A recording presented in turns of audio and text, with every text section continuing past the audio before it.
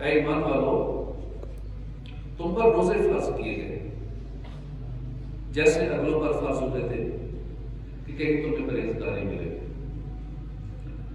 رمضان المبارک کے روزے اسلام میں 10 شعبان المعظم سن 2 ہجری میں فرض ہوئے۔ یہ آیت کریمہ جو ابھی ہم نے سننے کی سعادت حاصل کی، اس آیت میں روزے کی فرضیت کا حکم دیا گیا اور اس کی حکمت اور فوائد بھی بیان ہوئے۔ روزہ ایک مشقت بھری عبادت ہے۔ امام غزالی نے بھی یہ بات لکھی ہے، انسان کے اندر سب سے پختہ نفسانی خواہش کھانے پینے کی، آدمی کے پاس اچھا گھر ہو، اچھے کپڑے ہوں، کافی سارا پیسہ ہو، وغیرہ وغیرہ، ان چیزوں کی خواہش ہوتی ہے، مگر کھانے کی خواہش یہ سب سے زیادہ پختہ ہوتی ہے، اور روزے میں کھانے پینے سے ہی منع کر دیا جاتا ہے۔ اس لحاظ سے روزہ بہت مشقت بھری بات ہے۔ اب یہاں اللہ پاک کی کرم نوازی دیکھیے، محبوب کریم رؤوف الرحیم صلی اللہ علیہ وآلہ وسلم کے صدقے رب کائنات ہم غلامان مصطفیٰ صلی اللہ علیہ وسلم پر کیسی کیسی کرم نوازیاں فرماتا ہے۔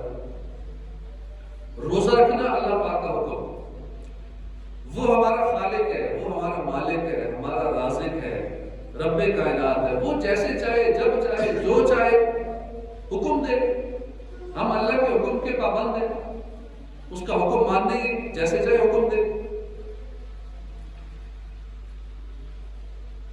اللہ پاک اگر یوں فرما دیتا کہ تم پر روزے فرض ہے، اتنی بات ہی کافی تھی فرض ہونے کے لیے، اس کا حکم ہے فرض ہے، کیوں فرض ہے بندہ اس پہ نہیں بول سکتا، اللہ نے فرما دیا فرض ہے، تو ہم کیوں اس پہ کیوں کہ اللہ کے حکم پہ، تو تب بھی ہم نے حکم ماننا ہی تھا، لازمی تھا کہ اللہ نے فرما دیا فرض ہے، نافرمانی کر کے ہم سزا کے مستحق قرار پاتے، لیکن اللہ پاک کی رحمتوں کے قربان جائے، ہم غلامان مصطفیٰ کو روزہ رکھنے کا حکم دیا، مگر یہ حکم سنانے کا انداز کتنا پیارا، کتنا رحمت بھرا انداز ہے۔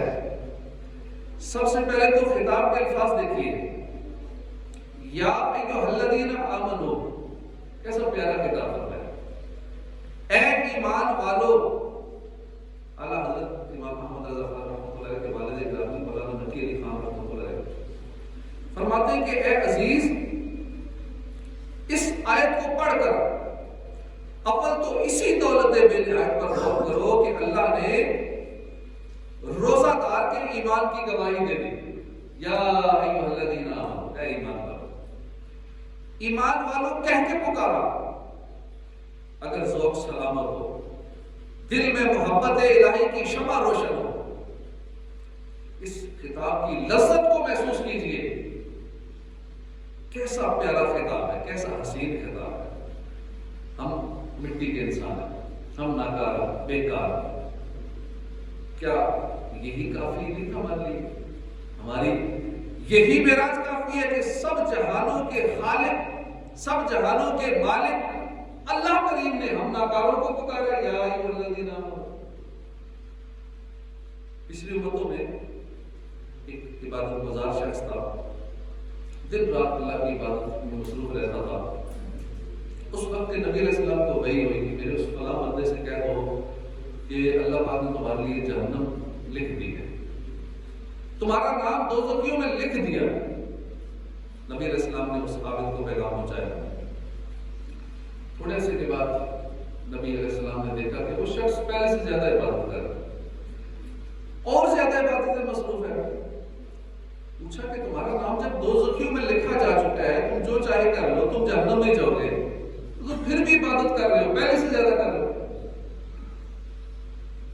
اس عبادت گزار نے بہت خوبصورت جواب دیا، کہنے لگا علی جان، میں پہلے یہ سمجھتا تھا کہ میں بیکار آدمی ہوں، میں سمجھتا تھا میں بے وقت ہوں، میری کوئی ویلیو نہیں ہے، میری کوئی اہمیت ہی نہیں ہے۔ اب مجھے معلوم ہوا کہ کہ میں بالکل بیکار نہیں ہوں، بلکہ میں اس کی صفت قہار کے ظہور کے لیے کام ہوں گا۔ پہلے جب میں خود کو بیکار سمجھتا تھا تب بھی عبادت کیا کرتا تھا، اب جبکہ مجھے معلوم ہے کہ میں بیکار نہیں ہوں تو اب میں عبادت میں کیسے کوتاہی کر سکتا ہوں؟ میں اس لیے پہلے سے زیادہ عبادت کرتا ہوں کہ میری قوت ہے۔ اے عاشقان رسول، غور فرمائیے کہ اللہ پاک نے ہم ناکاروں کو، مٹی کے بنے ہوئے کو، ایک ناپاک قطرے سے بنے ہوئے کو، گناہگاروں کو، بیکاروں کو یہ خطاب فرمایا، یا ایھا الذین آمنوا، اے ایمان والو۔ یہ بھی کسی کی اہمیت ہوتی ہے، کسی بندے کی طرف بندہ کو توجہ دے، متوجہ ہو، پھر اس کو پکار بھی لے، کتنا خود کو سمجھتا ہے کہ میری کوئی اہمیت ہے کہ مجھے پکارا گیا، تو رب کائنات ہمیں پکارا، یا ایھا الذین آمنوا۔ اللہ نے اپنے حبیب کے صدقے کیسی کرم نوازیاں فرمائی ہیں ہم پر۔ کسی شاعر نے کہا کہ کسی کے نرم تخاطب پہ یوں لگا مجھ کو، کسی کے نرم تخاطب پہ یوں لگا مجھ کو کہ جیسے سارے مسائل کا حل ملا مجھ کو۔ والد اپنے بچے کو نرم لہجے سے بلا لے، والد اپنے بچے کو پیار سے بلا لے، اس کی جان میں جان آ جاتی ہے، دنیا بدل جاتی ہے، اس کی قیمتی سہارا مل جاتا ہے، اس کے پریشان دل کو ڈھارس مل جاتی ہے۔ آپ اندازہ کیجیے کہ ہمارے رب نے ہمیں پکارا، اے ایمان والو، روزے کے متعلق اس ایک حکم میں ہم غلامان مصطفیٰ کو کیسے ڈھارس بندائیں گے۔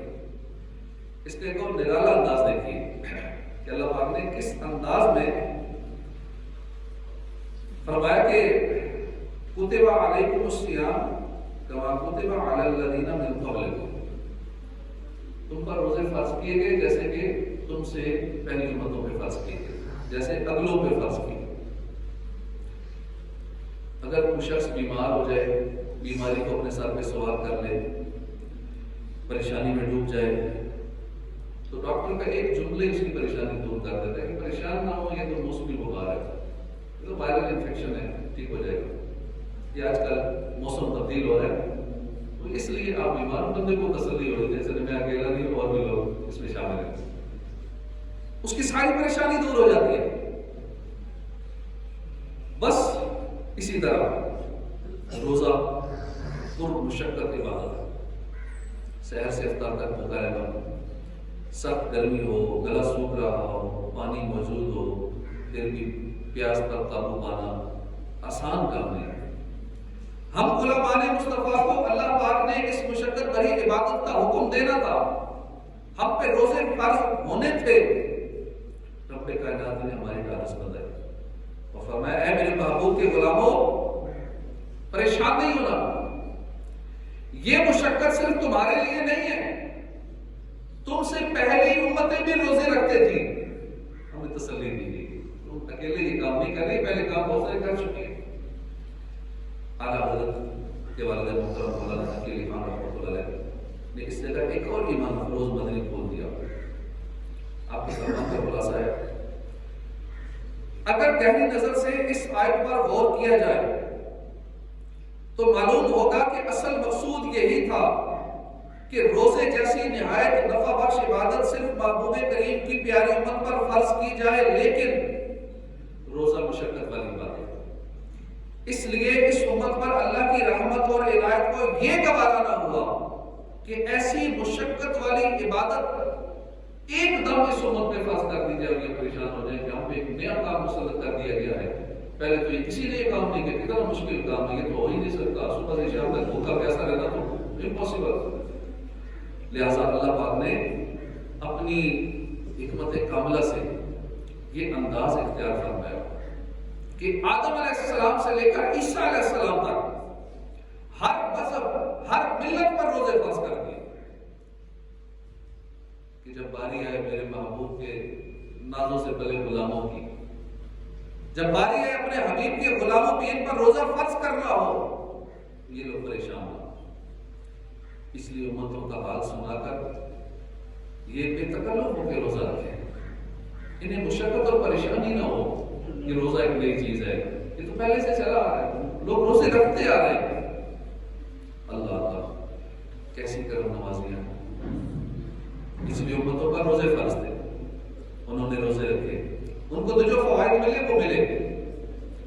البتہ ان پر روزہ فرض کرنے کی ایک حکمت یہ تھی کہ جب باری آئے گی میرے محبوب کے غلاموں کی تو ان کو ڈھارس بن جائے گی کہ دیکھو تم سے پہلے لوگوں نے روزے رکھے, انہیں اس کے ایسے ایسے فوائد ملے ہیں, تم بھی روزے رکھو تمہیں بھی فائدہ ہو.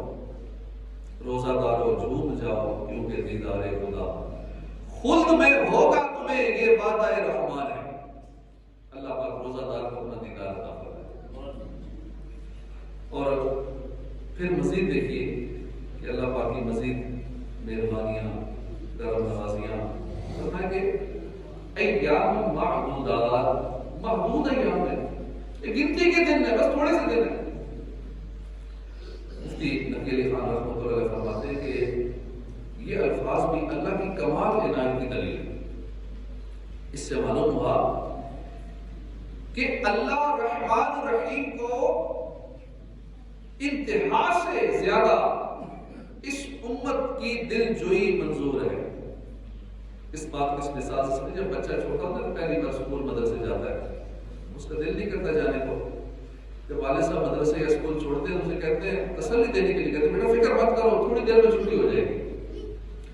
رحمت و شفقت اور عنایات کا یہی قاعدہ یہاں بھی ہے کہ اللہ پاک نے اپنے محبوب کے غلاموں کو تسلی دی, فرمایا فکر مت کرو. روزے کی فرضیت یہ چند دن کے لیے ہے, پریشان ہے گنتی کے دن میں کیسے گزر جائے گا. یہ چند دن کی مشقت ہے, برداشت کرنا, یہ مشقت ختم ہو جائے گی. تم دنوں کی گنتی نہ کرو, اس کا جو اجر ملنا ہے اس پہ نظر رکھو. روزے کی مشقت میں نہ سوچو کہ مجھے بھوکا پیاسا رہنا پڑ رہا ہے, مجھے رات 20 تراویح پڑھنی پڑ رہی ہے, مجھے تلاوت قرآن کرنی پڑ رہی ہے, پورا نظام میرا ایسے کا ایسا ہو گیا ہے, سسٹم معاذ بہت سارے لوگ عجیب پوری باتیں کرتے ہیں, بس رمضان کی وجہ سے ڈسٹربنس ہے تو ایسا ویسا عجیب باتیں کرتے ہیں. عاشقان رمضان کو خوش ہوتے ہیں رمضان کے آنے کہ نیکیوں کا سیزن آ گیا ہے, نیکیوں کا اجر و ثواب بڑھا دیا جاتا ہے. تو عاشقان رمضان خوشی سے جھوم جاتے ہیں کہ رمضان آنے والا ہے, رمضان آ رہا ہے.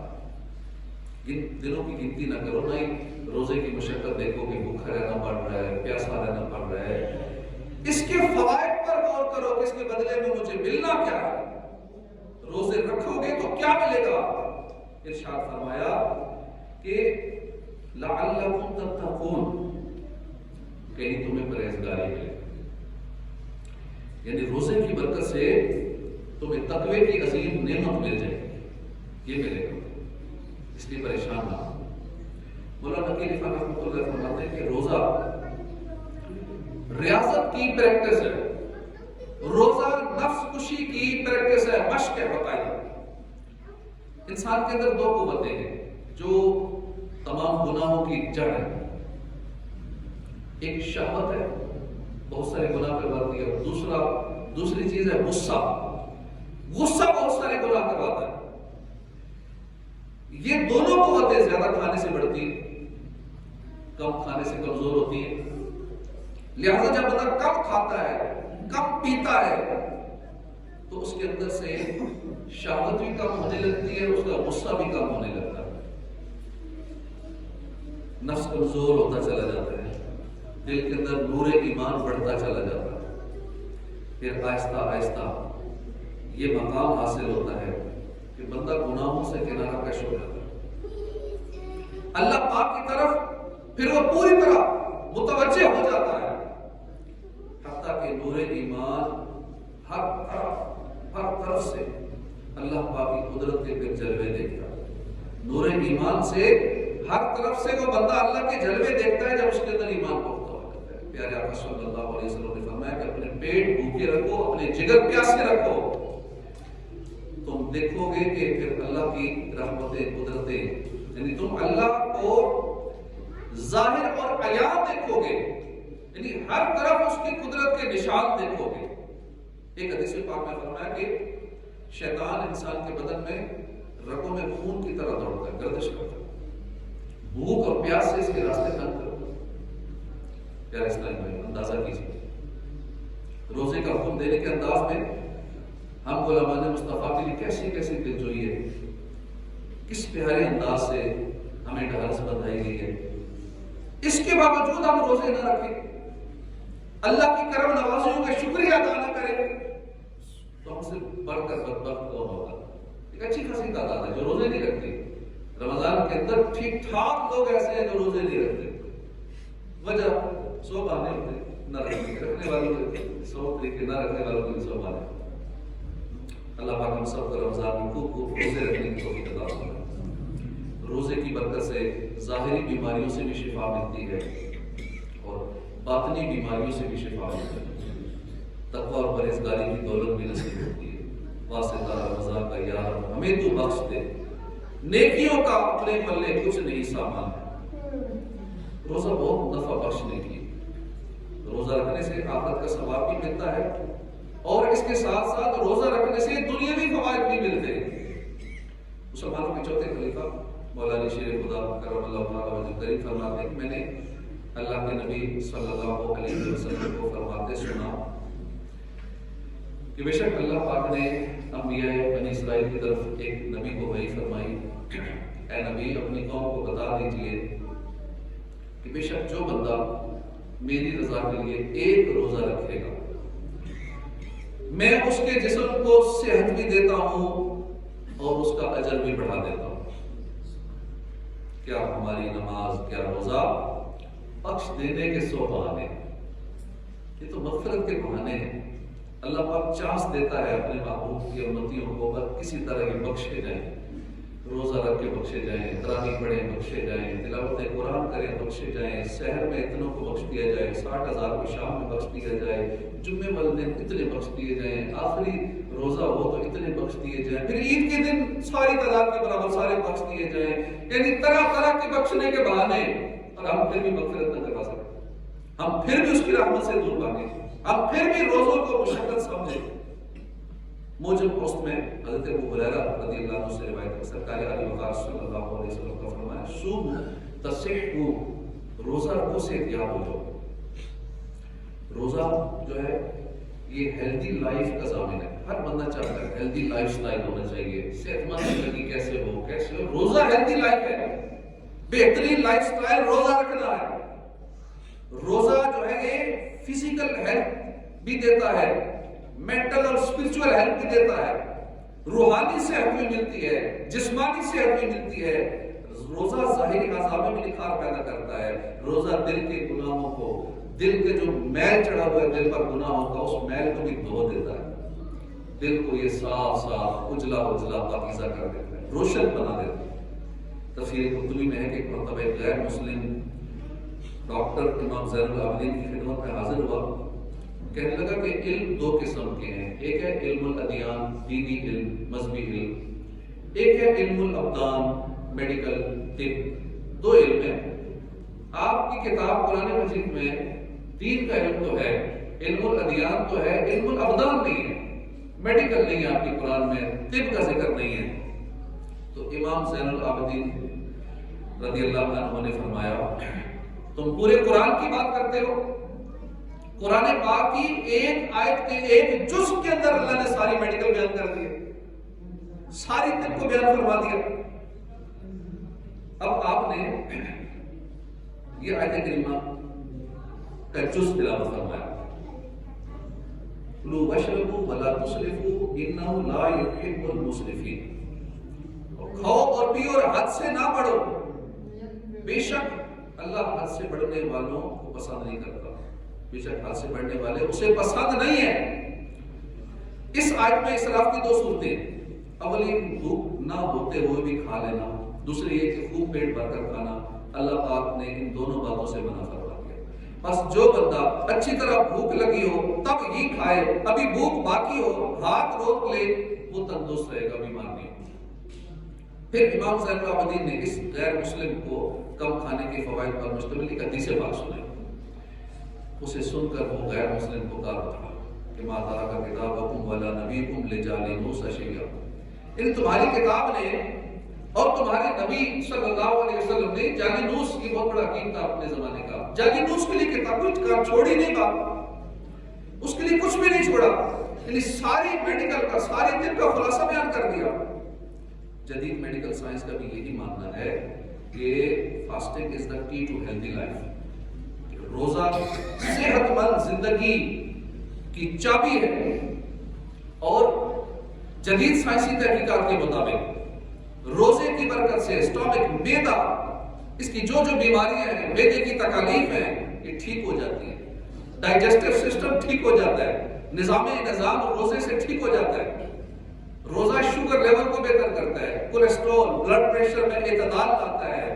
روزے کی وجہ سے جو ہارٹ اٹیک کے مسائل ہیں اس کا خطرہ بھی نہیں رہتا.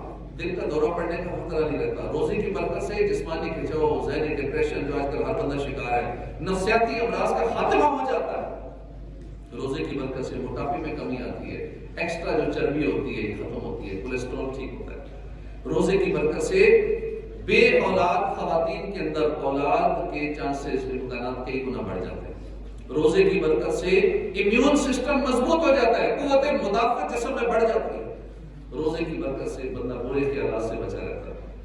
ذہن صاف رہتا ہے. روزے کی برکت سے انسولین جو استعمال کرتے ہیں اس میں کمی آ جاتی ہے. روزے کی برکت سے جگر کے ارد گرد جو چربی جمع ہو جاتی ہے اس میں بھی کمی آ جاتی ہے. روزے کی برکت سے اسکن کینسر یہ بھی ختم ہو جاتا ہے. جلد کے کینسر کا خطرہ بہت کم رہ جاتا ہے. روزے کی برکت سے اعصابی امراض میں بھی بہتری آتی ہے. غور فرمائیے کہ روزہ کیسی کیسی برکتیں لاتا ہے. روزہ رکھیں جسمانی صحت بھی بحال رہے گی. کافی حد تک بیماریوں سے بچے رہیں گے انشاءاللہ. زندگی کا لطف بھی آئے گا. دوائیوں کے خرچے بھی کم ہو جائیں گے. بھوک سرمایہ بنے میرے خدائے ذوالجلال ہست و پھیلے مصطفیٰ کر بھوک سے مجھ کو نکال. روزہ رکھنے کے بہت سارے باطنی آداب ہیں. ان آداب کا خیال رکھتے ہوئے روزہ رکھنا چاہیے تاکہ ہمیں تقویٰ نصیب ہو.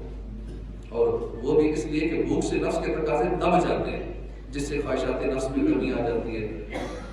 لیکن اگر ہم روزے کے مقصد اصلی کو پورے طور پر حاصل کرنا چاہتے ہیں تو ظاہری اسباب کے ساتھ ساتھ باطنی اسباب کا بھی خیال رکھنا پڑے گا. باطنی اسباب کیا ہے توجہ سے سنیے گا. پہلا ادب ہے روزے میں نگاہ جھکا کے رکھیں. اپنی نگاہوں کو فضولیات دیکھنے, بری چیزیں دیکھنے, جن چیزوں سے منع کیا گیا نامحرم کو دیکھنے, فلمیں ڈرامے دیکھنے, گندی چیزیں دیکھنے, اپنی آنکھوں کو اسے بچایا جائے اور دل کو ذکر الہی سے غافل نہ کیا جائے. دوسرا ادب ہے فضول باتوں سے خود کو بچایا جائے, یعنی اپنی زبان کو کنٹرول میں رکھا جائے. جھوٹ, غیبت, چغلی, دل آزاری, فضول گوئی, ان ساری چیزوں سے جو فضولیات میں آتی ہیں اپنی زبان کو بچایا جائے. فحش کلامی, بد اخلاقی, لڑائی جھگڑے سے زبان کی حفاظت کی جائے. پہلی چیز آنکھوں کی حفاظت. دوسرا ادب ہے زبان کی حفاظت. تیسرا ادب ہے ہر ناجائز اور ناپسندیدہ چیزوں سے اپنے کانوں کو بچانا. کانوں میں میوزک کی آواز نہ جائے. سوشل میڈیا پہ دیکھتے دیکھتے ٹک ٹاک دیکھ رہے ہیں اور چیزیں دیکھ رہے ہیں, فیس بک ویڈیوز آ جاتی ہیں, میوزک چالو ہوتا ہے. اب اگر اچانک ایسا کچھ ہو گیا تو فوراً بند کر دیں. اور جب کنفرم ہے کہ میوزک آنا ہی آنا ہے, ان چیزوں میں زیادہ گندگی ہی ہے, تو پھر اس کو سائلنٹ کر کے رکھیں. جو اپنے کام کی چیز اس میں وہی دیکھیں. کیوں فضولیات میں پڑے, ٹائم بھی ویسٹ کریں, ادرگائی بھی ہو اور کانوں میں بھی ایسی آوازیں دیں. تو اپنے کانوں کی حفاظت روزے میں, یہ تیسرا ادب ہے. چوتھا ادب ہے ہاتھ پاؤں اور بقیہ اعضاء کو گناہوں سے بچایا جائے, گناہوں سے دور رکھا جائے. پانچواں ادب ہے خالص حلال اور پاکیزہ رزق کھایا جائے. حرام کمائی, مشکوک کمائی, مشکوک مال سے افطار کرنے والا ایسے جیسے وہ شخص جو اچھی طرح گھر بناتا ہے, جیسے گھر مکمل ہو جاتا ہے گھر کو گرا دیتا ہے, اس کی مثال ایسے. تو اس کے حلال کمانا یہ بہت ضروری ہے. تو اللہ پاک ہمیں ان آداب کے ساتھ روزہ رکھنے کی توفیق عطا فرمائے. اسی طرح حلال کھائے اور پھر حلال میں بھی اتنا زیادہ نہ کھایا جائے کہ پیٹ بھر جائے اور مغرب کی نماز پڑھنی مشکل ہو جائے. اتنا کھا لے کہ عشاء کی نماز مشکل ہو جائے. اتنا زیادہ کھا لے کیونکہ حلال جو ہے, اب حلال میں اتنا زیادہ کھا لے, پکوڑے سموسے اور نقصان دہ چیزیں اتنی زیادہ کھا لے کہ اس کے لیے تراویح پہ کھڑا ہونا مشکل ہو جائے. تو اس لیے حلال کو بھی کھانا ہے تو ایک حد تک کھانا ہے. چھٹا ادب ہے افطار کے بعد روزہ دار کا دل امید اور خوف کے درمیان ہو کہ اللہ میں نے سارا دن روزہ تو رکھا ہے, نمازیں بھی ساری پڑھی ہیں, سارا دن میں نے گناہ بھی کوئی نہیں کیا, یا اللہ تیرے خوف سے میں رویا بھی ہوں, افطار سے پہلے میں نے مناجات بھی کی ہے, اپنے گناہوں سے توبہ بھی کی ہے, یا اللہ اپنی طرف سے ساری کوشش کر لی, میں نے آنکھوں کی حفاظت بھی کی, میں نے اپنی زبان کی حفاظت بھی کی, اپنے کانوں کو بھی گناہوں سے بچایا, پورے جسم کو بھی گناہوں سے بچائے. اللہ پتہ نہیں میرا روزہ قبول ہوا یا نہیں ہوا, یا میرے منہ میں مار دیا گیا. اب خوف اور امید کی یہ کیفیت رہے, اور یہ صرف روزے کے بعد نہ رہے, بلکہ یہ کیفیت تو ہر عبادت کے بعد ہونی چاہیے کہ یا اللہ تو نے جمعے پہ آنے کی توفیق عطا فرما دی, تو نے مسجد میں آنے کی توفیق عطا فرمائی, میں نے نماز جمعہ ادا کر لیا, سارے معاملات اپنی طرف سے ٹھیک کرنے کی کوشش کی. اللہ پتہ نہیں میرا یہ جمعہ قبول ہوا یا نہیں ہوا, یا اللہ پتہ نہیں میری نماز قبول ہوئی ہے یا نہیں. اتنا قرآن پاک پڑھ لیا, اتنے سوالے پڑھ لیے, پڑھے بھی تجوید کے ساتھ پڑھے, درست مخارج کے ساتھ پڑھی, غلطی کوئی نہیں کی, پتہ نہیں اللہ تیری بات کا قبول ہوئی یا نہیں ہوا. ہر عبادت کے بعد اپنے دل کی یہی کیفیت رکھے, خوف و رجا, خوف و امید کی کیفیت, تو انشاءاللہ اللہ کرم فرما دے گا. اور اپنی عبادت پہ کبھی بھروسہ نہ کیا جائے کہ میں تو بہت نمازیں پڑھتا ہوں, بہت نیک اعمال, ذکر و اذکار بہت کرتا ہوں, بہت اللہ کے نام قصد کرتا ہوں, اللہ کی رحمت پہ بھروسہ ہو. عدل کرے گا نا, عدل کرے تا تھر تھر کمر اونچیاں شانہ والے, فضل کرے تا بخشے جاؤں میں ورگے ہوں گالے. اللہ کے فضل پہ امید رکھی جائے, اپنی عبادت پہ کبھی بھروسہ نہ کیا جائے. اللہ پاک ہمیں رمضان نصیب فرمائے, اور دعا کرنی چاہیے. بھی پتہ نہیں 2-4 دن تو رہتے رمضان میں, لیکن کیا پتا اس سے پہلے کسی کی دنیا سے واپسی ہو جائے. کتنے لوگ پچھلے رمضان میں ہمارے ساتھ تھے, اب نہیں ہیں. اسی طرح ہمیں نہیں پتا کہ ہم رمضان تک پہنچ پائیں گے یا نہیں, اس سے پہلے ہماری واپسی ہو جائے. تو دعا کرنی چاہیے, اللہ میں رمضان عطا فرما بصحت و عافیہ, صحت اور عافیت کے ساتھ رمضان عطا فرما, تو رمضان عطا کر عبادت کر سکے, ریاضت کر سکے, اپنی مغفرت کروا سکے, تو وہ پھر انشاءاللہ رمضان ہمیں انشاءاللہ بچوانے کا سبب بن جائے گا. اللہ پاک عمل کی توفیق عطا فرمائے. آمین بجاہ نبی الامین صلی اللہ علیہ وسلم.